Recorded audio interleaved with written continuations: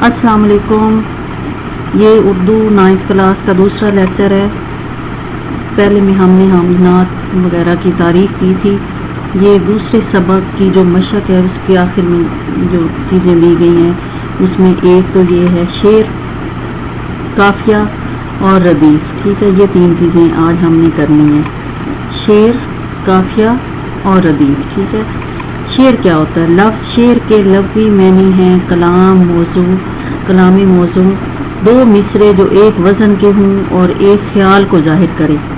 ٹھیک ہے، تو وہ شعر کہلاتا ہے. مثلاً زمانہ بڑے شوق سے سن رہا تھا، ہم ہی سو گئے داستاں کہتے کہتے. ٹھیک ہے، یہ شعر کی علامت ہے، یہ جو سامنے نظر آ رہی ہے. اس کے بعد ہے قافیہ. ہر شعر کے آخر میں ردیف سے پہلے آنے والے ہم آواز الفاظ کو قافیہ کہتے ہیں. ٹھیک ہے، قافیہ کو یاد رکھنا ہے. قافیہ کون سا ہوتا ہے؟ جو ہم آواز الفاظ ہوتے ہیں جن کی آواز ایک جیسی نکلتی ہے. مثلاً مرزا غالب کی ایک معروف غزل کا مطلع ہے، دل ناداں تجھے ہوا کیا ہے، آخر اس درد کی دوا کیا ہے. یہ بھی میٹرک کے جو سلیبس ہے اس میں ہے یہ غزل. ٹھیک ہے، تو اب اس میں قافیہ کیا ہے؟ قافیہ کو یہ سرخ رنگ سے نمایاں کیا گیا. ٹھیک ہے، ہوا کیا ہے؟ دوا. ہوا اور دوا یہ دونوں ان کی ایک جیسی آواز ہے، یہ ہم آواز الفاظ ہیں، اس لیے یہ قافیہ ہے. اسی غزل کے مزید قافیے بھی ہیں. ماجرا کیا ہے، مدعا کیا ہے، وفا کیا ہے، صدا کیا ہے، برا کیا ہے. یہ پوری جو غزل ہے اس کے قافیے یہ ہیں. ٹھیک ہے.